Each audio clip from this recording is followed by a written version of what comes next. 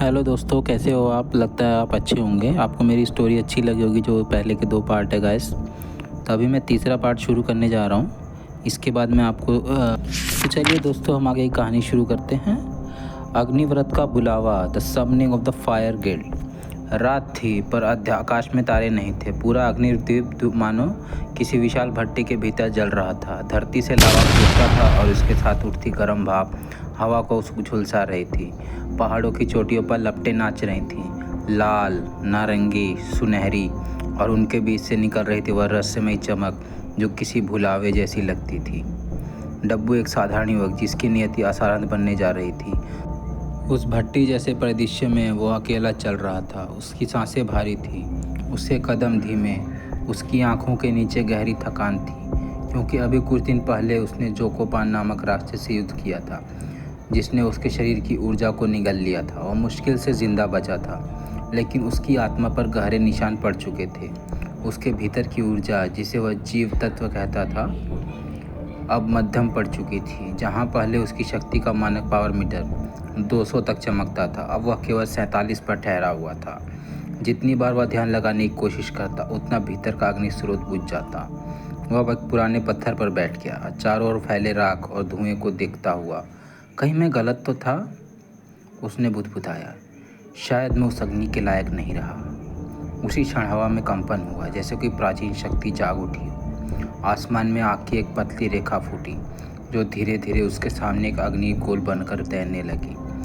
उसके भीतर से आवाज़ आई, गहरी, गंभीर और पुरानी। डब्बू, अग्निव्रत तुझे पुकार रहा है। वह चौंक उठा। अग्निव्रत गिल्ड का बुलावा? किसी को यूं तो नहीं मिलता था। यह गिल्ड आग के तत्व की रक्षा करने वालों का घर था। केवल वही चुना जाता था जिसे अग्नि की आत्मा की चिंगारी छिपी हो। उसने धीरे धीरे उठकर उस दिशा में कदम बढ़ाए जहां लाल रोशनी उड़ रही थी।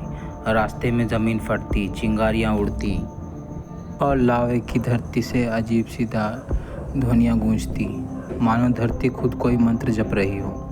कुछ ही देर में उसके सामने वह दृश्य था जो उसने बचपन में केवल किंवदंतियों में सुना था। अग्निव्रत गिल्ड का द्वार। वह द्वार पत्थर का नहीं था, वह जीवित लावे से बना था। उसकी दीवारें सांस लेती थी और हर सांस के साथ उसमें अग्नि से प्रतीक उभरते मिटते रहते थे। द्वार पर एक शिलालेख था, जो भीतर की आग से डरता है वह बाहरी शक्ति को कभी नहीं पा सकता। डब्बू ने अपनी गर्दन में लटकते हुए पुराने ताबीज़ को छुआ, और वह ताबीज़ उसकी बहन डुबली ने तब दिया था जब वह पहली बार युद्ध पर गया था। वह हमेशा कहती थी, जब तुम्हें लगे कि तुम्हें आग निगल लेगी तो याद रखना, वही आग तुम्हें नया जन्म देगी। उसने आंखें बंद की और ताबीज़ को थामा। वह गर्म हुआ और हल्की रोशनी फैली और द्वार धीरे धीरे खुल गया। अंदर घुसते ही वातावरण बदल गया। दीवारें लावा से चमक रही थी और हर कोने से किसी जादुई गूंज सुनाई दे रही थी। हवा में धातु और जली हुई जड़ी बूटियों की गंध थी। कहीं दूर एक विशाल घंटी की गूंज सुनाई दी। अग्निव्रत में नए शिष्य का स्वागत है। डब्बू ने देखा, सामने खड़े थे महागुरु अरुणेश। उनकी आंखों में जलते हुए सूरज की चमक थी और उनकी हथेलियां अग्नि की लपटों में लिपटी हुई थी। तेरी आत्मा थकी है डब्बू, उन्होंने कहा, पर बूझी नहीं है। अग्नि तेरे भीतर अभी भी जीवित है। उन्होंने आगे बढ़कर लाल क्रिस्टल अग्नि चक्र उसके सामने रखा। इसे छू, गुरु बोले। अगर तेरे भीतर की आग सच है तो यह तुझे पहचान लेगा। डब्बू ने अपनी कांपनी हथेली पर उस क्रिस्टल पर रखी। पहले उसे कुछ नहीं हुआ, फिर धीरे धीरे क्रिस्टल ने धड़कना शुरू किया।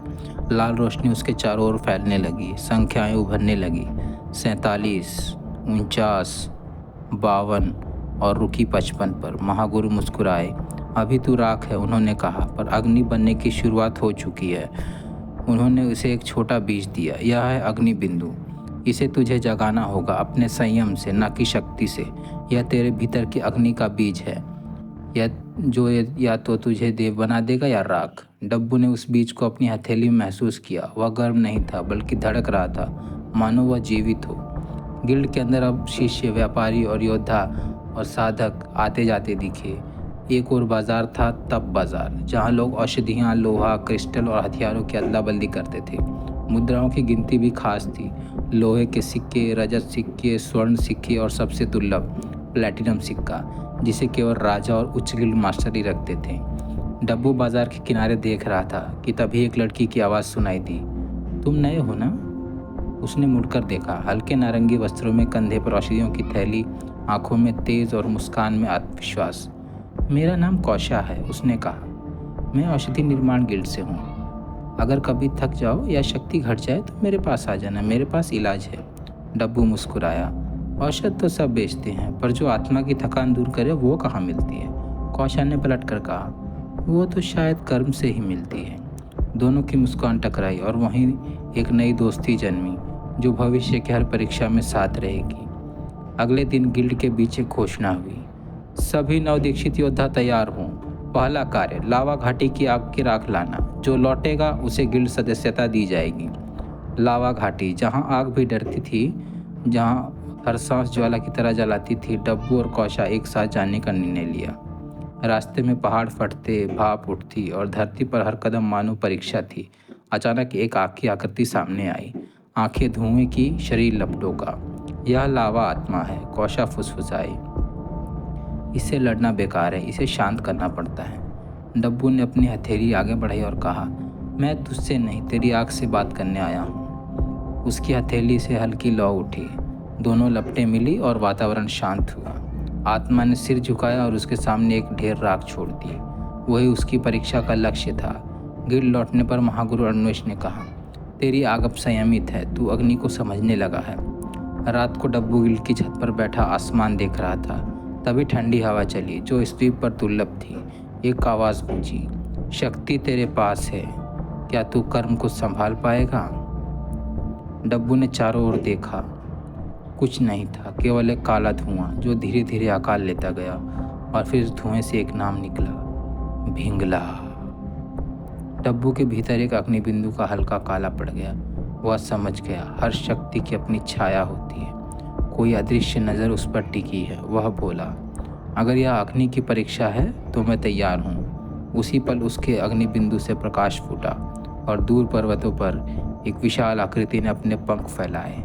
वह बुल्ला ड्रैगन था जो अब जाग चुका था। अध्याय 3 समाप्त। अग्निव्रत का बुलावा। आने वाले अध्याय में डब्बू के अग्नि परीक्षा, पहला कर्म संकट और बुल्ला ड्रैगन की ओर पहला कदम। अग्नि की पहली परीक्षा, the first trial of fire. सुबह का सूरज अग्निद्वीप पर किसी धधकते हुए तारे जैसा उगा। आकाश लाल था, मानो हर बादल में आग जल रही हो। धरती से उठती भाप और पिघले लावे की गंध हवा में घुल चुकी थी। वह भूमि थी जहाँ हर सांस एक युद्ध थी और हर कदम एक परीक्षा। डब्बू गिल्ड के द्वार पर खड़ा था। उसकी हथेली वहीं अग्नि बिंदु था जो कल रात ज्वलित होकर उसके भीतर शक्ति का बीज बो गया था। आज उसका पहला दिन था अग्निपथ का, गिल्ड का सबसे कठिन प्रशिक्षण। महागुरु अरुणेश के साथ मध्य में खड़े थे आसपास दर्जन के नए शिष्य। हर किसी को चेहरे पर उत्साह और भय का मिश्रण। उनकी गूंजती हुई आवाज़ से सन्नाटे को तोड़ा। आज तुम में से एक अग्नि से संवाद करना सीखेगा। जो डर गया वह राख हो जाएगा और जो संयम रखेगा वही चलेगा, लेकिन जिएगा। अचानक हवा में अग्नि की लपटें नाच उठी। धरती से लावा बहने लगा। हर शिष्य के सामने एक एक अग्निकुंड प्रकट हुआ जिसमें जलती हुई ज्वालाएं मानो किसी आत्मा की तरह लहरा रही थीं। डब्बू के सामने की ज्वाला सबसे विचित्र थी। उसका रंग लाल नहीं, नीला था। वह ज्वाला फुसफुसा रही थी। उसने कहा, तू मुझे जलाकर नहीं, समझा कर जीत सकता है।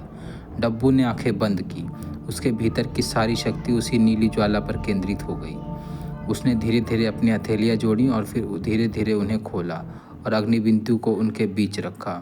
नीली लपटें पहले गरजी, फिर शांत हो गई। अचानक उसके दिमाग में दर्जनों स्मृतियाँ चमकी। बचपन का गांव, डुबली की हंसी और जोकोपन का हमला, और भिंगला की ओर रहस्यमयी छाया। फिर एक आवाज़ आई, शक्ति का मार्ग कर्म से होकर जाता है, कर्म का मार्ग संयम से, और संयम का मार्ग अग्नि से। नीली लपटें उसके चारों ओर घूमने लगी, मानो कोई जादुई चक्र बन गया हो।